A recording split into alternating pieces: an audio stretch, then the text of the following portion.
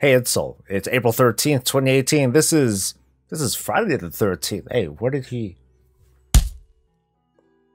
This is Warcraft Weekly.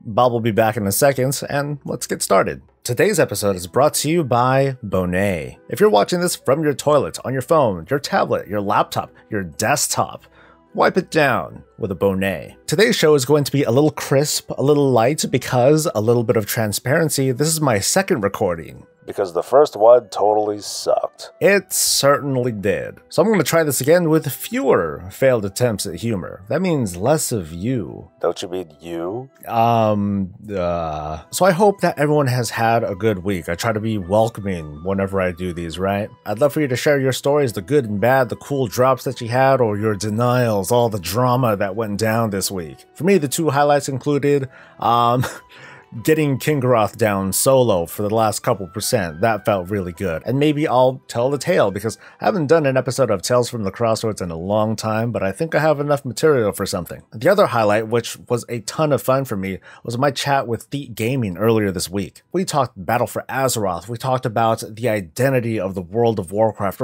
or Warcraft in general, with regards to the lore. We talked Azerite gear, we talked hopes and dreams. We had a connection.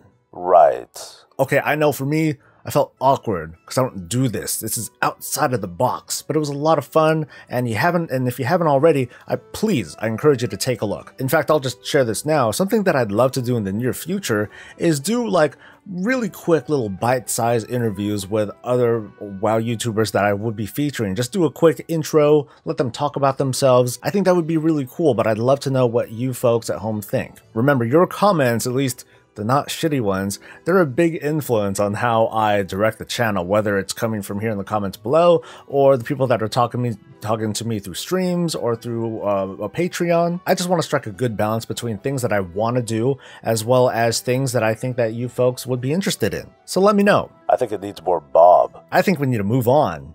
Jerk. This week's featured YouTuber is Gongrongzong. This guy makes an excellent channel full of lists. 3 things of this, 6 things of that, top this, top that. He knows what he's doing. Unlike some people. Unlike me, straight up. The content is clear and concise. It's very well edited and wait.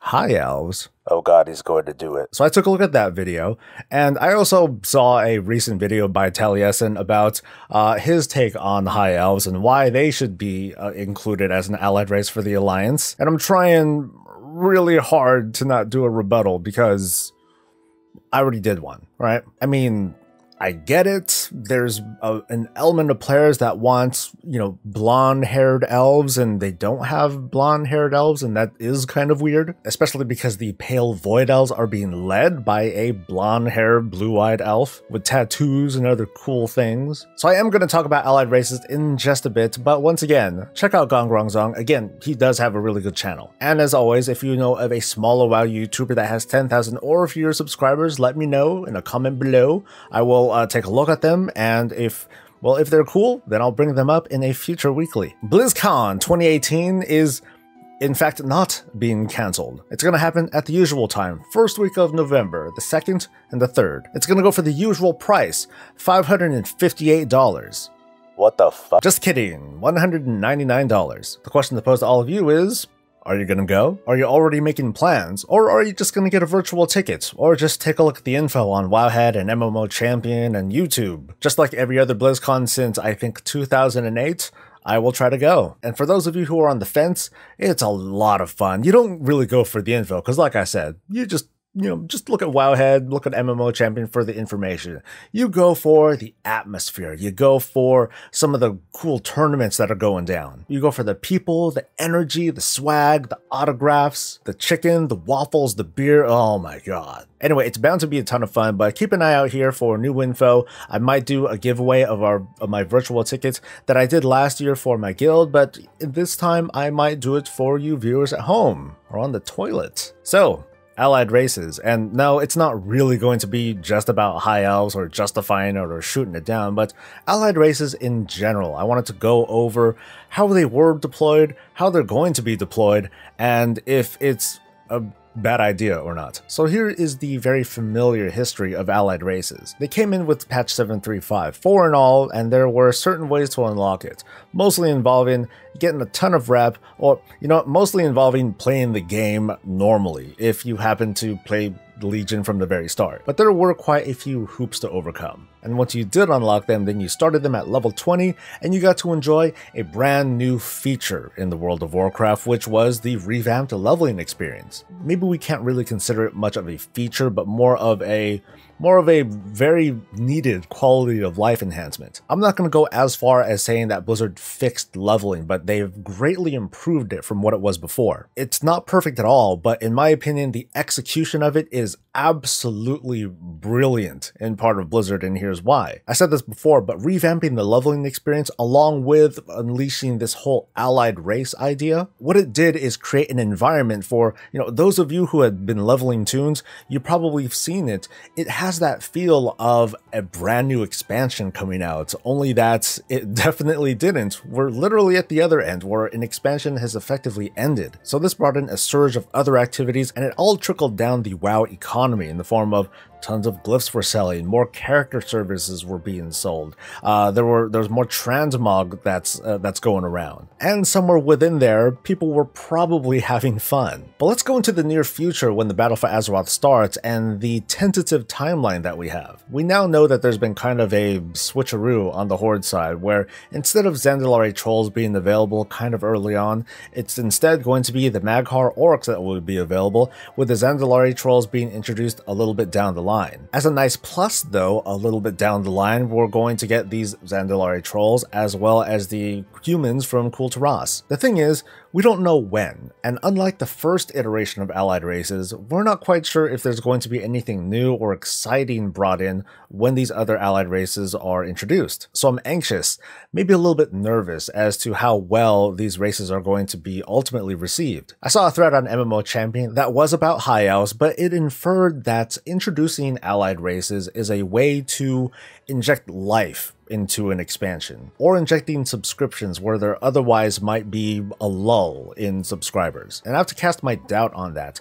But keep in mind, I don't mean this as an absolute. I don't think that allied races aren't going to be compelling and that no one is going to resub to WoW because an allied race is coming that they like. There's definitely going to be a number of people that are influenced by that, for sure. I just think that allied races are more like the cherry on top, the frosting, whatever the heck you put on your cake. The real meat of it though is how you enjoy these new allied races. In the case of the 7.3.5 patch, we got the new totally revamped leveling experience that gave, it just breathed new life into the old world. Now that that's there again, you can't really replicate it except for those who just haven't done it yet, as in me. What though? Are you serious? No, dude, I've been busy. I haven't had time to go through the whole leveling experience. And for those who've called me out on it before, yes, I do still plan on leveling an Alliance character and another Horde character because I really do want to enjoy more of that story. Anyway, what I'm trying to say is that when looking at these first 4 allied races that were introduced,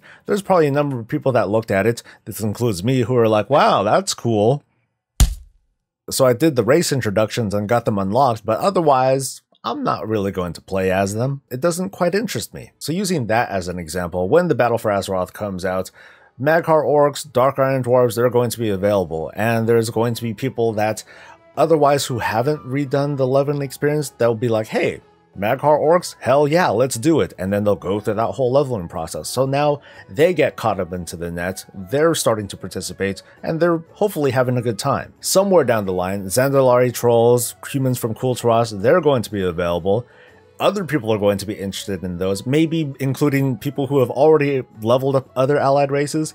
They're going to jump into the mix. There's going to be more people that are getting into it. The difference between the 7.3.5 patch and the possible deployment times during the Battle for Azeroth is that, well, we're still in the middle of an expansion, or heck, we're at the beginning of an expansion in this case. It makes me wonder, when the Mag'har orcs and Dark Iron dwarves are available, is that going to mess with people's schedules? Like, for example, if this were to happen a little bit before the raid tier, how tempted would certain players be to be like, okay, I'm just going to break off level a character, and otherwise not be preparing their toon for raids or for Mythic Plus dungeons. Or maybe they just want to throw down some extra cash and do a race change. I think to myself, you know what? That might be a little bit messed up. When it comes to the Zandalari trolls and the Kul Tiran humans being deployed, maybe there will be a more reasonable time frame when those particular allied races are introduced. That might be during a major patch when they're introducing like a new area, but at the same time the raiding has already happened. So that gives a little bit more flexibility for those races to get leveled up,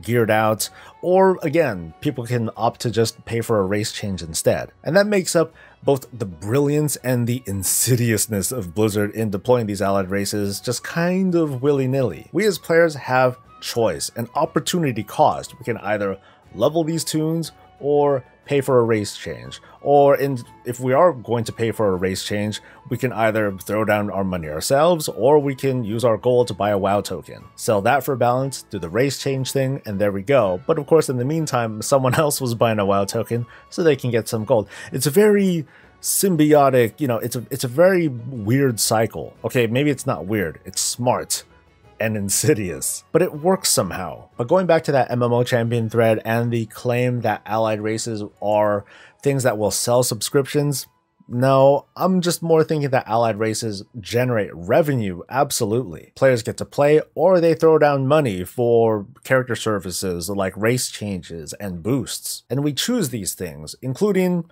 choosing to not do it and wait for like another cool allied race to come in. No matter what we choose though, Blizzard comes out on top. They're getting something out of this. And maybe that makes people mad, knowing that Blizzard is taking advantage of their time and their money. And that might be okay. I mean, you can share your thoughts and call me a Blizzard cuck down below. But in my opinion, it's the content, not the allied races, that determine whether or not so much whether someone is going to subscribe, but whether they're going to stay subscribed. Bringing in playable ogres someday might be a very compelling thing to get people's attention, and maybe to get a couple of people to sign up. But what if playable ogres were part of an expansion or patch or something where player housing was also implemented? Playing as an ogre and hunting for things to build my house with? That sounds freaking awesome. Unless that example sucks, but I hope you get my point. We need something to do with these allied races aside from just leveling them. Now don't get me wrong, Blizzard had the best intentions with revamping the leveling experience and making sure that these allied races had a very smooth or a smoother transition from their humble beginnings all the way up to whatever they're doing now. Future allied races absolutely mean something because there's still so much conversation and hype and debate around them. But the longevity of allied races isn't going to keep if the content sucks. From the Battle for Azeroth page comes a new picture that shows off some of the new allied races coming, including the Kul Tiran humans and their really awesome looking heritage armor. And I've gotta say, hey folks, a little PSA, Soul's gonna get really jealous. Probably salty, because he wants what he can't have, because he's a Horde player. Ha ha. So Alliance players raise a glass and catch some of his tears. They taste like victory. I am jealous. Looking at the models here, I'm like, I want that. They look so cool in the comically thick looking trench coats. They got the belt and the holster and the gun, which makes me wonder, why do they have a gun? Like, why would a Kul Tiran druid have a gun, for example? Maybe they'll have a racial ability where they use a gun. Dude, you might be right. Okay, I'm even more jealous now, man. They get to use a gun just, boo, you know, as their racial ability. I'm so... So I'm butthurt. But WoW had also released some images that you can see below. Well, let me just pull this up. These particular images don't have the very pronounced kind of trench coat feel, but at the same time, these are on human models, which makes me wonder if this sort of trench coat is going to be available across the Alliance itself and not the Horde. Oh my god. I'm just going to hold out hope because it looks so cool. But at the same time, just looking at these models, it goes back to what I was saying last week about how they would implement these sorts of trench coat looking transmogs, that they would need to effectively disable like the maybe the gloves, definitely the shoulders, the belt and so on and so forth. But what do you think? Do you think that Blizzard should make the effort to make the rest of the transmog stuff available? Like, should I still be able to have like my giant honking shoulders? Or should there be some sort of transmog restriction? Like, if you put on this whole trench coat, then you're unable to edit your shoulders, your belt, or gloves, as an example. I really hope that we can do something like have the trench coat up top, and then on the bottom, you know, below it is like a shirt. So that way you can just wear whatever the kind of shirt you want, including no shirt. Ugh. I think I covered everything, but still no alpha build. So is there going to be raid testing at all? I don't know, but we better get out of here before they start covering it. I agree. Let's wrap it up. And a build came out. Yeah, typical. Great. So, I guess I'm going to live here forever. No, I'm not going to live here forever. There's just a ton of stuff that's coming out as we speak. I'm literally hitting F5 and something new pops up on this newest alpha build that has just been deployed. So in good spirits, I'm going to at least take a look at what we have, a couple reactions to it, and let's go. We have a new map that reflects the locations of Zandalar and Kul Tiran. It's kind of nice that the maelstrom is just kind of shifting further and further away from the center of the world. But of course, keep in mind, this is just a map. This isn't literally the shape of the world of Azeroth. One of my favorite things in this build, at least so far, are these new PvP achievements that give an idea of what to look forward to in War Mode that's coming in Battle for Azeroth. There is the Slayer of the Alliance and Horde achievement when you're at an assassin rank, or whatever that is, in War Mode, to get 500 honor kills. Earn a bounty for your death by the Horde or Alliance while within War Mode. Earn 200 bounties while within War Mode. Loot 300 War Supply chests from the Air Supply drop crates while within War Mode. And there's a bunch of stuff about earning conquest points while you're in your, I'm guessing, the opposing faction's territory. Or I guess your own too when you're defending it. So maybe I'll go into this more as we get to explore the alpha itself, but this is a clue in as to the kinds of dynamic events that could be happening around Kul Tiran and Zandalar during this expansion. And so far, I'm pretty hopeful about it. I'm pretty excited about this because it doesn't very closely align with some theories and speculation that I had before, but it gives an idea of these kinds of dynamic events that can happen. Air supply drop crates could simply be what they are, where randomly a crate will be marked on your map and it'll say, hey, you know what, go ahead and get this, try to get ownership of it. If, you know, first one who gets there is the winner. Little things like that to kind of pseudo-organically bring players together for the purpose of conflict, I think is a cool thing. The assassin rank is something that I'm very curious about. I'm wondering if this is going to be some sort of system where you start killing people and you gain this assassin rank. And from the looks of it, it's going to be temporary. So maybe you jump into war mode, you go to some territory, get into a fight a bunch of times, and eventually you start to get, you get this assassin mode, and then you keep killing, you get the achievement. In the meantime, I'm gonna guess here that maybe players will be able to mark you as a bounty, and from there you'll have some sort of value that's assigned to you. And I'm sure this is temporary as well, we just need to figure out how that's gonna work out. From there, you're gonna get hunted, and my hope is that the bounty increases depending on how long you're around and active and still killing stuff, because I'm hoping that it's a I don't know if kiss curse is the right thing in this situation, but I'm hoping that there is some sort of relationship where the longer that you're alive and killing people, the more bonus currency or honor or Azerite you generate for yourself, until someone finally chops your head off and then they claim this bounty. This vicious war hippo, whatever it's called, is presumably for the Alliance, and it looks pretty good. For a hippo. It's a pretty unusual choice of animal for the Alliance, so I'm really curious what the Horde one's going to look like if there happens to be one in this build. At least right now, my favorite model though is this new thing of Rexar, and damn. He looks good. I am remarkably impressed, especially just the way that he stands in this particular frame on the far left.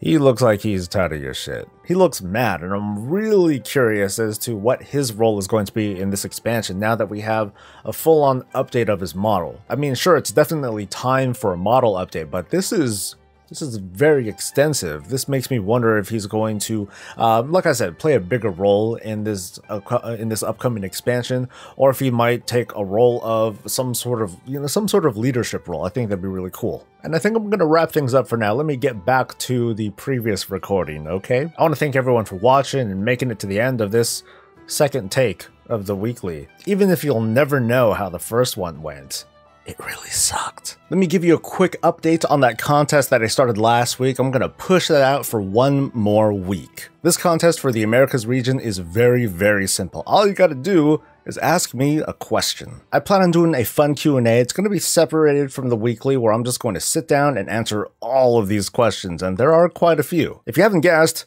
I really like talking, and even though I might overlap on things that people already know about me, not everyone watches the streams, which is where I do the most, obviously, open and free talk. So I thought this would be fun, and this would be a good way to get started. I'm going to choose 2 winners, and once again, this is from the Americas region, but I do strongly encourage, if you're just curious and have a question to ask about the World of Warcraft, about this channel, about me personally, just not too personally, then go ahead, ask. I'll read off these questions and answer them to the bestest of my ability. So go, start typing something in, tuck, tuck, tuck, tuck, tuck, you know that. I would love it if you were to like this video and to subscribe for more of this and all things Warcraft. To be honest, I am super falling behind on content. There's like a ton of stuff that I want to do and never enough time to do it. But you can expect a bunch of stuff to come out next week that cover things like lore, a little bit of exploration here and there, a couple of stories to tell, some speculation, and hopefully nothing that's too polarizing, okay? Let's keep it chill and breezy like we always try to do, yeah?